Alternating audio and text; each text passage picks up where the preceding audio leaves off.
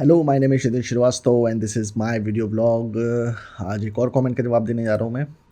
Make life with happiness ने पूछा है, sir without logic how can we write screen play.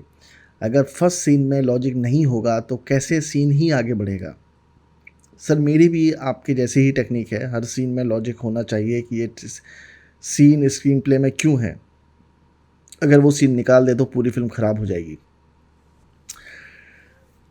हाँ, ये इस बारे में मैंने पिछले कुछ व्लॉग्स में बार बार बात की है कि फ़िल्मों में लॉजिक नहीं होने चाहिए। तो मेरा जो दोस्त है, एक्चुअली वो बहुत एब्स्ट्रैक्ट टर्म में मैंने बात की थी, और जिस दोस्त से मेरी बात हो रही थी, जिसके साथ मैं फ़िल्म कर रहा था, तो उसने मुझे कहा था, Kshitij I don't care about the logics, I care about the visuals. And I said I care about the logics, and there has to be some middle ground between it where the logics and the reasoning and the lack of logic should also work, that the film should also uh, interest the audience। दोनों ही चीज़ें उसमें mix होनी चाहिए। पर basically जब हम सोचते हैं, इसकी बात करते हैं लॉजिक की, तो इसका एक्चुअली मतलब क्या होता है। मैं आपको पहले इसकी डेफिनेशन दिखाता हूँ कि लॉजिक की डेफिनेशन क्या होती है, तब हम लोग ज़्यादा क्लियर हो जाएंगे कि क्या होता है। ऐसे लॉजिक का मैंने डेफिनेशन खोल के रखा है आपके लिए। What is logic in simple words? A proper or reasonable way of thinking about something. Sound reasoning, a science that deals with the rules and processes used in sound thinking and reasoning.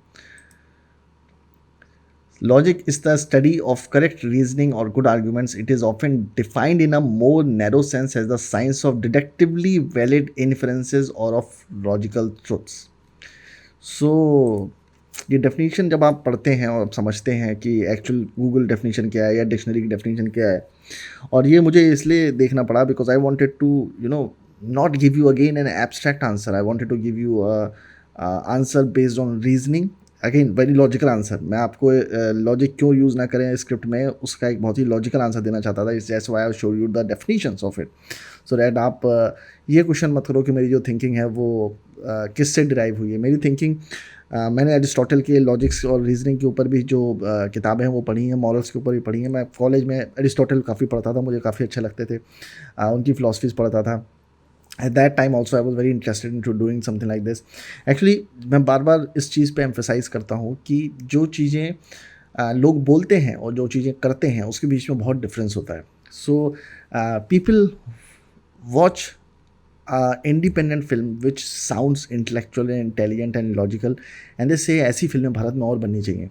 But वो लोग वो फिल्में hall में देखने नहीं जाते हैं।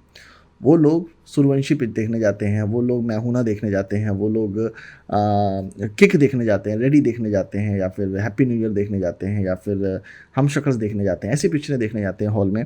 And जो कमर्शियल फिल्में होती हैं वो देखने के लिए जाते हैं, और जब उनसे बात की जाती है तो कहते हैं कि हमें ऐसी पिक्चरें पसंद नहीं हैं, हमें इंटेलेक्चुअल टाइप की पिक्चरें पसंद है, शिप ऑफ थीसिस टाइप की पिक्चरें पसंद हैं।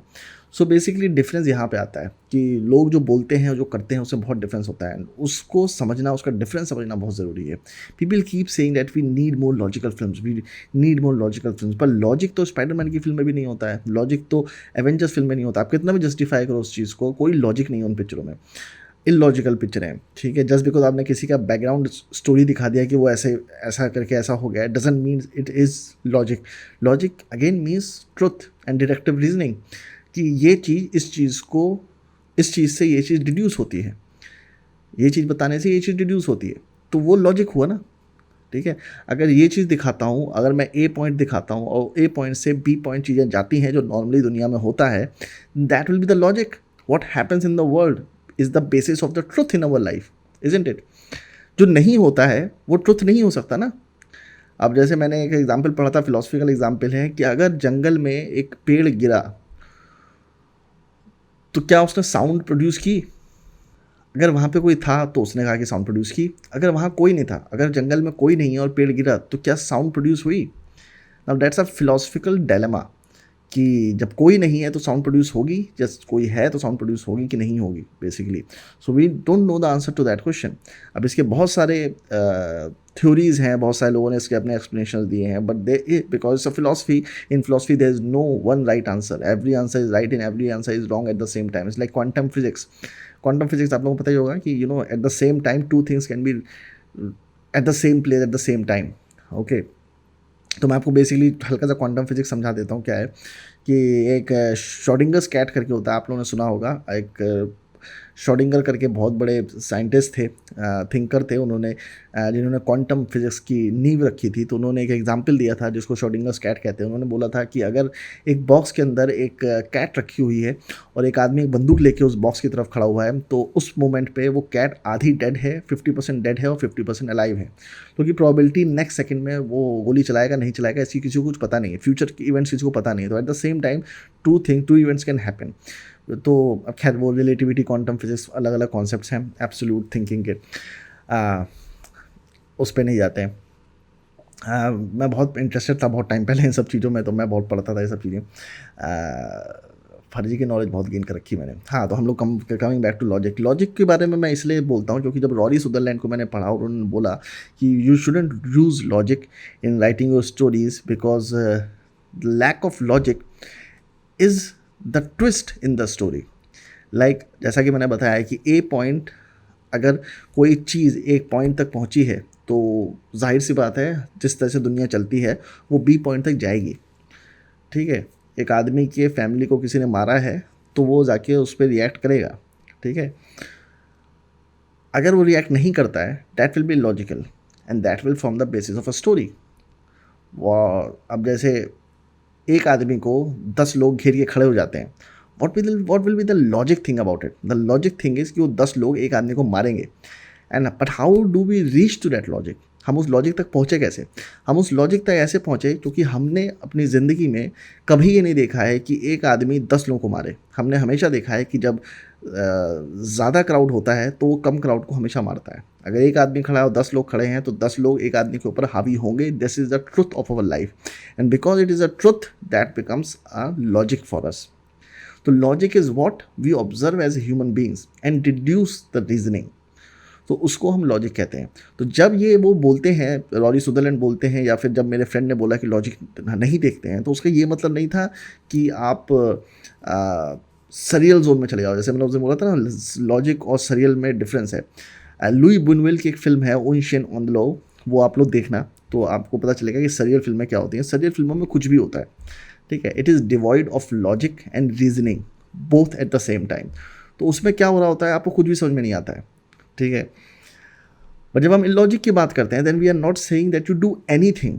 ठीक है, एक आदमी चलते चलते एकदम से सुपरमैन नहीं बन जाएगा। ठीक है, but what I'm saying this, that at any point of the story you have 3-4 options, okay, that will result from the past event. Past event के basis पे आगे आपके पास 10-20 जितने भी ऑप्शन हो सकते हैं which will be co-dependent on the past event. Just जो पास्ट इवेंट हुआ है उसके ऊपर को डिपेंडेंट होने चाहिए। रैंडमली एकदम से कोई नई चीज़ नहीं आ जाएगी। That will B surreal, not illogical. Okay, illogical means something that you haven't witnessed, something that your mind is unable to deduce at the moment. And what in a screenplay is called when you cannot deduce the future event? That is called the twist. And that is what keeps you on the hook. ठीक है, अब बादशाह picture में अगर रजनीकांत को 4 गुंडे आके मार देते हैं, that is very illogical for you, because आपने हर फिल्म में रजनीकांत को गुंडों को मारते हुए देखा है। आपको पता है तो गुंडों को मार देता है, तो 50-50 लोगों को मार देता है। तो जब कोई डायरेक्टर आता है और वो दिखाता है कि रजनीकांत को गुंडे मार रहे हैं, it becomes illogical for you. What is logical for you? कि अगर रजनीकांत को 10 गुंडे घेर के खड़े हैं तो वो सारे के सारे पिटेंगे। And that's how he played with your emotions, that's how he played with your thinking. So basically when I talk about logics and illogics, it doesn't mean you do anything you want. आपका मैंने बताया था ना, एक logical sphere होता है, एक दुनिया होती है, वो जो रूल्स हैं वो आपको फॉलो करने पड़ेंगे। अब लॉजिकल स्फीयर क्या मतलब है मैंने पहले वीडियोज़ में बताया है, पर उस पर कभी एक सेपरेट वीडियो नहीं बनाया है, पर मैं उसको ब्रीफली एक्सप्लेन कर देता हूँ। लॉजिकल स्फीयर का मतलब ये है कि आपकी फिल्म में अगर कोई भूत है, और बड़ा सिंपल सा एग्जाम्पल है कि अगर आपकी फिल्म में कोई भूत है और वो लोगों को आँख से रोशनी निकाल के मारता है, मान लो आँख से रोशनी मारता है और वो आदमी मर जाता है, तो फिल्म के बीच में ऐसा नहीं होगा रैंडम कि उसके हाथ को ऐसे करेगा और हाथ से उसके जाले निकलेंगे और आदमी को लपेट के मार देगा। वो उसकी अपनी सर्टेन पावर्स होंगी, उसी पावर के अंदर वो काम करेगा। सो हर फिल्म का एक लॉजिकल स्फीयर होता है, उसके कुछ रूल्स एंड रेगुलेशन होता है। जैसे हमारी भी एक दुनिया है अर्थ में जितने लोग रहते हैं उनके अपने रूल्स रेगुलेशंस हैं, उनकी उतनी पावर्स हैं, उस लिमिटेड पावर के अंदर ही वो जो है वो चीज़ें कर सकते हैं। लॉजिकल इलॉजिकल डजेंट मैटर, उस पावर के अंदर में ही वो सारी चीज़ें कर सकते हैं। वैसे ही फिल्मों की भी अपनी दुनिया होती है। जो कॉमेडी जॉनर होता है उसकी कॉमेडी की दुनिया होती है। इसीलिए बहुत सारे फिल्म मेकर्स की फिल्में फ्लॉप हो जाती हैं जब वो कॉमेडी जॉनर में दूसरे जॉनर्स मिक्स करना शुरू कर देते हैं। और इनिशियली ये चीज़ बहुत सक्सेसफुल नहीं हुई थी। अभी जैसे स्त्री करके फिल्म आई थी, स्त्री फिल्म में आपने देखा होगा कि हॉरर कॉमेडी जॉनर था, दो जॉनर को मिक्स किया गया, पर दो जॉनर्स जो मिक्स किए गए वो साइमल्टेनियसली मिक्स किए गए थे। मतलब ऐसा नहीं था कि कॉमेडी पिक्चर चल रही तो सडनली हॉरर हो गई, नहीं, उसमें था कॉमेडी और हॉरर दोनों साइड बाय साइड चल रहे थे। So it mixes well in the right doses. बहुत सारे फिल्म मेकर शुरुआत में गलती करते थे कि वो पिक्चर बनाते बनाते just to give the right, just to give it the twist, not the right twist but just to give it the twist, वो फिल्म का जॉनर ही चेंज कर देते थे। कॉमेडी फिल्म ड्रामा हो गई, या ड्रामा फिल्म कॉमेडी हो गई, या फिर थ्रिलर फिल्म हॉरर हो गई। That is something that audience can not grasp. Audience को जब भी आप लॉजिकल स्फीयर से बाहर लेके जाओगे वो उस चीज़ से इरिटेट हो ही जाएंगे। तो आपको वो नहीं करना है। तो आप समझिए मैं लॉजिक का क्या मतलब है। लॉजिक का मतलब सिंपल इतना है कि you set the story and then out of all the options that you have for the next scene, you choose the most weird one, something that audience cannot think about, and that is the devoid of logic. It is not doing anything you want. Your next scene has to be codependent on the previous scenes, and the illogical scene that will come, and when I say illogical, it is not exactly logical, basically शब्दों का ही खेल है, ठीक है। अगर किसी ने वो पढ़ा हो Noam Chomsky, he will understand कि लिंग्विस्टिक्स कितना इंपॉर्टेंट होता है। एवरी वर्ड दैट वी से, how much it matters and how much meaning it contains. और हर आदमी जो शब्दों को इस्तेमाल करता है, हर शब्द का अलग अलग इस्तेमाल कर सकता है। मतलब एक ही शब्द को हम लोग अलग अलग तरीके से इस्तेमाल करते हैं। अब जैसे एक शब्द है ना, जैसे हम लोग बोलते हैं कि है ना, वो जो बात है ना, अब आप सोचो इसमें है और ना, इसका कोई लॉजिक नहीं है। बट अगर हम सिर्फ है बोलते हैं so it just sounds very incomplete, so we say है ना, so that is the thing. खैर anyways, so words matter a lot. So when I say illogical it doesn't exactly means devoid of any logic. What I meant is, out of all the options that you have, you choose the most uncertain one. ठीक है, आपने एक दुनिया establish करी, character को establish किया, and जैसा कि इसने अभी लिखा था कमेंट में कि पहले सीन से ही लॉजिक डिवॉइड कैसे कर सकते हैं।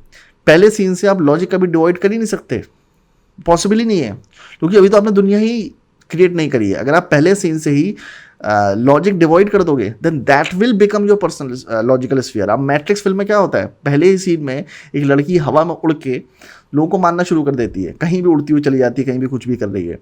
Then that illogical sense which you haven't seen before, for anyone that will be illogical, कि ऐसा नहीं होता है हमारी दुनिया में। जब हम उसको देखते हैं then that becomes the word of that film, और हमें पता है कि फिल्म में आगे भी ऐसा हो सकता है।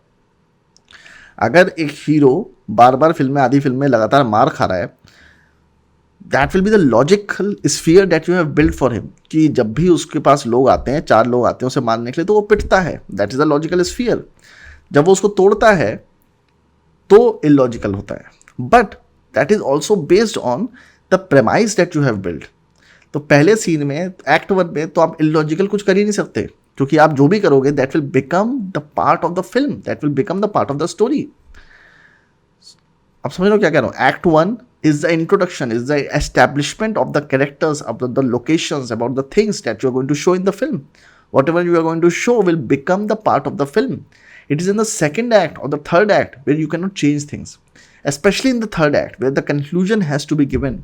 जब आप थर्ड एक्ट तक पहुंचते हो, वहां पे जब आप कोई नई पिजन लेके आते हो, हैट में से नया पिजन निकालते हो, रैबिट निकालते हो, that is something that you can not do.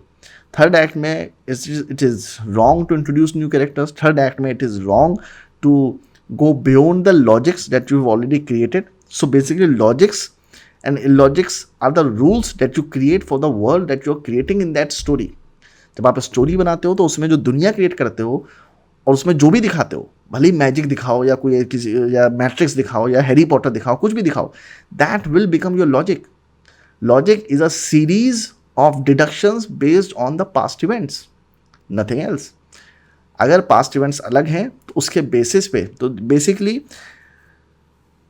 1 2 3 4 steps अगर आपने हो गए हैं, जो कि एक्ट 1 है, तो उसके जो फिफ्थ स्टेप है, that is something that audience can deduce themself. अगर एक आदमी एक्ट 1 में लगातार मैजिक कर रहा है तो सेकंड एक्ट में स्टोरी के वो फिर से मैजिक करता है, this is something that audience can deduce themselves. Audience को खुद से पता होगा कि भाई वो मैजिक कर सकता है। अगर एक भूत एक्ट 1 में पिक्चर लोगों को मार रहा है और हमने वो कैरेक्टर स्टैब्लिश किया है कि ये भूत नाम का आदमी सबको मारता है, तो एक्ट 2 में भी अगर वो किसी को मारता है, that will be logical for us, that will be the truth of that character. But अगर वो मारना बंद कर देता है या किसी और तरीके से मारता है, that will be logical, that will be weird and that will be the twist in the story. तो मैंने तो अपनी तरफ से पूरी कोशिश करी अच्छे से समझाने की। अगर समझ में आया तो ठीक है, अगर नहीं समझ में आया तो फिर से पूछना, मैं फिर से जवाब दूंगा इसका। आई होप कि कुछ क्लियर हुआ है कि मैं जो बताना चाहता था उस चीज़ के बारे में। बाकी मैं स्क्रीन राइटिंग का कोर्स तो कर ही रहा हूँ, उसमें काफ़ी चीज़ें बताऊँगा जो क्लियर हो जाएंगी धीमे धीमे। आई होप कि थोड़ा क्लियर हो गया होगा यार। ठीक है, ओके, बाय बाय।